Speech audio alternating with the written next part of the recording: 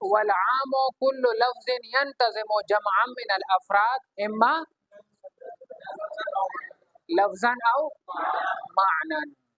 پھر ہم نے کہا کہ عام کی دو قسمیں ہیں، ایک عام مخصوص منہ البعض ہے اور دوسرا عام غیر مخصوص منہ البعض ہے.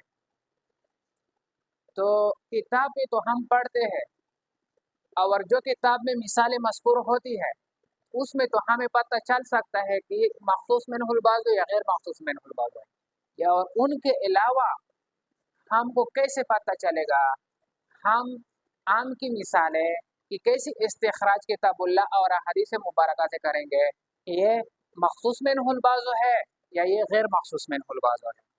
تو آج ہم اسی کو بیان کرنے والے ہیں کہ عام، پہلے ہم یہ بیان کریں گے، آپ لوگ یہ بتائیں گے کہ ان میں لفظ عام کیا ہے. پھر اگر لفظ عام ہے تو عام کی دو قسمیں ہیں، ایک مخصوص منہ البعض ہے اور ایک غیر مخصوص منہ البعض ہے. تو یہ مخصوص منہ البعض ہے یا غیر مخصوص منہ البعض ہے؟ تو ہمارے پاس پہلی مثال جو ہے حرمت علیکم امہاتکم و بناتکم. حرمت علیکم امہاتکم و بناتکم. لہذا اس آیت میں ہمارے پاس لفظ عام کیا ہے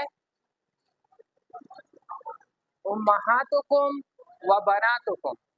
امہاتکم و، اچھا آپ لوگوں کو کس طرح پتہ چلا کہ یہ لفظ عام ہے؟ علامت عام کیا ہے مضاف الی المعرفہ، اضافت ہوئی ہے اس کی معرفہ کی طرف. اچھا عام کی دو قسمیں تھی، ایک عام مخصوص منہ البعض اور عام غیر مخصوص منہ البعض. تو یہ عام مخصوص منہ البعض ہے یا عام غیر مخصوص منہ البعض ہے؟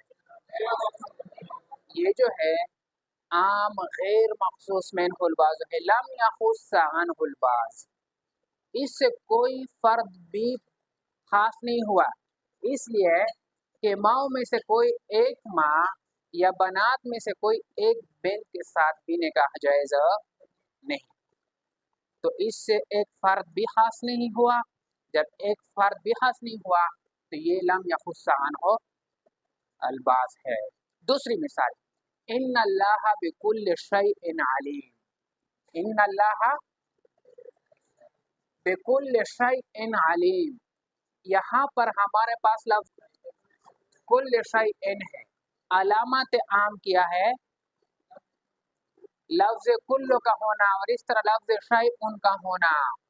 عام کی دو قسمیں ہیں، ایک عام مخصوص منہ البعض ہے اور ایک، تو یہ کون سی قسم ہے؟ عام غیر مخصوص منہ البعض. اس لیے کہ ایسی چیز نہیں ہے جو اللہ تعالیٰ کے علم میں نہ ہو، اللہ تعالیٰ کے تحت قدرت میں نہ ہو. ہر چیز اللہ تعالیٰ کے قدرت میں ہے، علم میں ہے. تو پتہ چل گیا کہ عام فَاقْرَؤُوا مَا تَيَسَّرَ مِنَ الْقُرْآنِ. فَاقْرَؤُوا مَا تَيَسَّرَ مِنَ الْقُرْآنِ، ان میں لفظ خاص کیا ہے؟ لفظ ما. لفظ ما عام ہے، ان میں لفظ ما عام ہے. لفظ ما عام ہے. لفظ ما کیوں عام ہے؟ یہ کون سا عام لفظی ہے یا عام معنوی ہے؟ یہ عام معنوی ہے.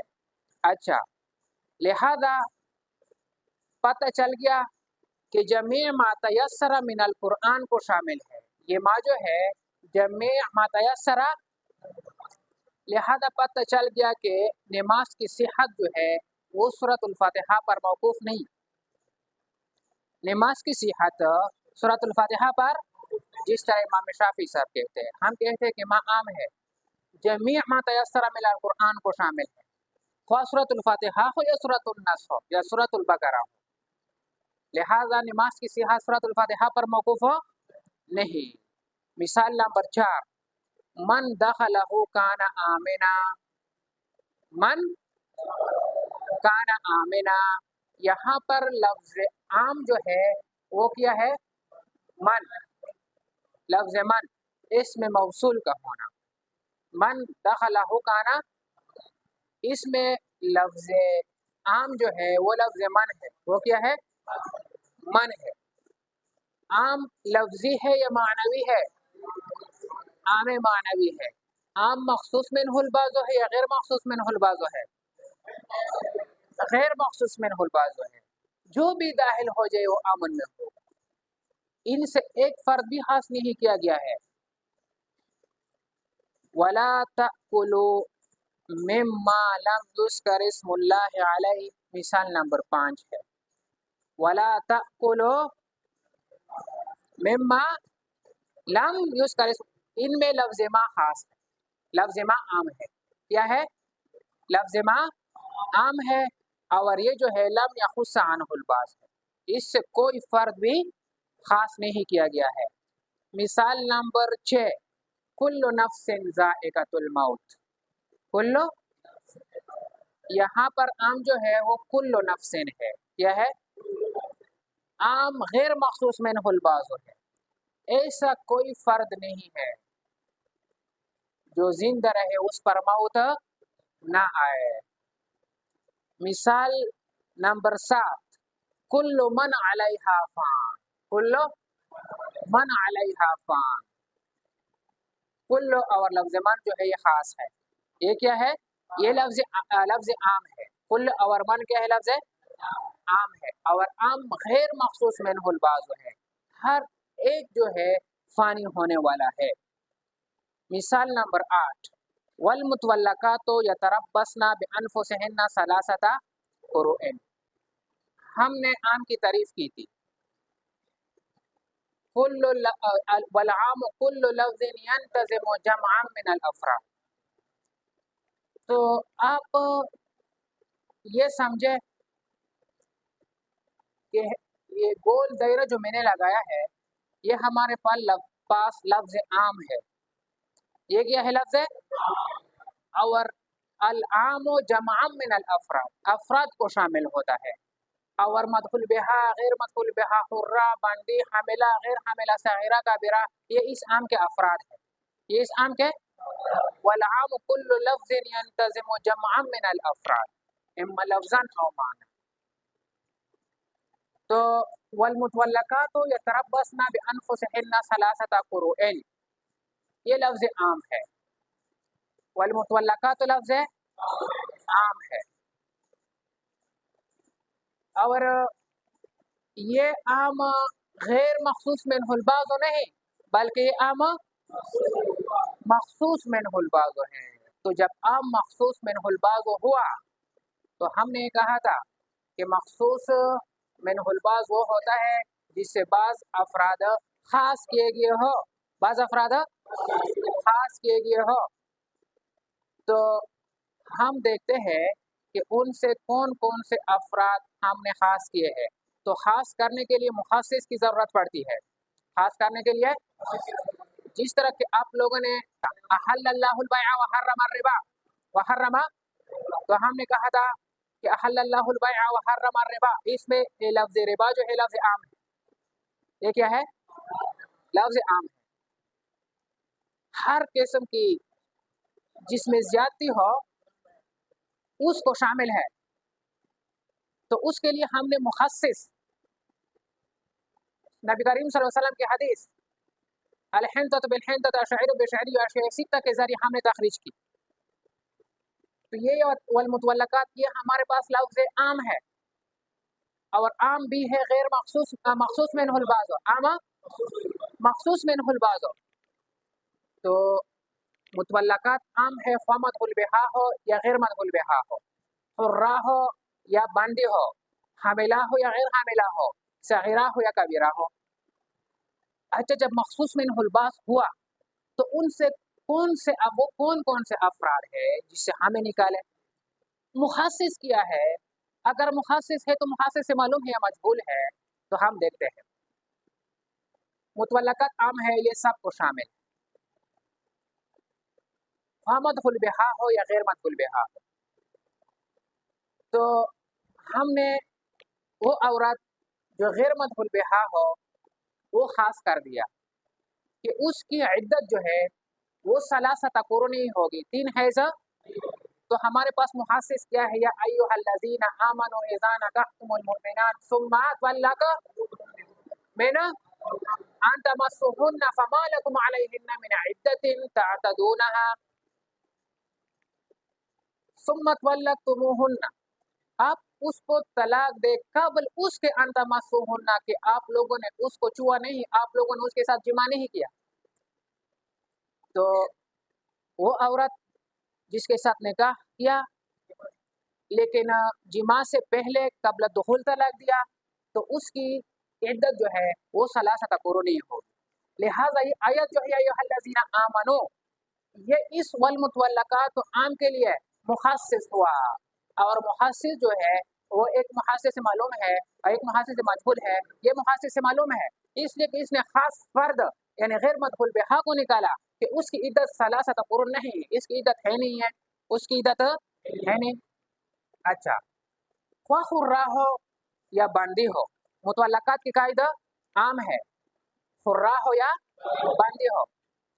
تو یہ جب لفظ عام ہوا اس میں خواہ وہ خرہ ہو یا تربصن بانفسہن ثلاثۃ قروء یا حاملہ ہو یا باندی ہو، تو اس سے ہم باندی جو ہے یہ لفظ اما باندی اس کو خاص کر دیں گے. تو اس کو خاص کر دینے کے لیے ہمارے پاس محاسس کی ضرورت ہوگی. اس پر محاسس کون سا ہے؟ تو دیکھیں طلاق الامۃ سنتان وعدتها حیضتان، کہ اما باندی کی جو عدت ہے وہ 2 حیض ہوگی. کتنی حیض ہوگی؟ 2 حیض ہوگی. لہذا اور وہ متولقہ یا تربصن بانفسہن ثلاثۃ قروء جو مدخول بہا ہو اس کی عدت کتنی تھی؟ 3 قروء. لہذا مدخول بہا یہ ہمارے پاس مخصص ہے. کیا ہے؟ والمطلقات کے لیے مخصص ہے، اور مخصص سے معلوم ہے. مخصص سے معلوم اس لیے ہے کہ اس مخصص نے یہ باندی نکالا کہ باندی کی حیث 3 نہیں بلکہ 2 ہے. باندی کی حیث کتنی ہوگی؟ 2 ہوگی. اچھا، اس کے بعد مطلقات عام ہے، وہ متولقہ حاملہ ہو یا غیر حاملہ ہو. تو ہم اس سے حاملہ جو ہے اس کو نکالیں گے، حاملہ کو خاص کر دیں گے. اس خاص کرنے کے لیے ہمارے پاس ہمیں محسس کی ضرورت پڑتی ہے. تو اس کے لیے محسس کیا ہے؟ واللائی یئسن من المحیض من نسائکم ان ارتبتم فعدتهن 3 اشہر. آگے ہے واللائی لم یحضن. آگے ہے واولاۃ الاحمال اجلهن ان یضعن حملهن. تو یہ آیت جو ہے یہ ٹکڑا واولاۃ الاحمال ہے، اور حمل والی ان کی عدت جو ہے ان یضعن حملهن وضع حمل ہے 3 قروء. لہذا یہ واولاۃ الاحمال ہے، یہ مخصص ہے اور مخصص سے معلوم ہے اس لیے کہ حاملہ کو نکالتے ہیں اس لفظ عام سے، اور اس متولقات کے لیے مخصص سے معلوم ہوا.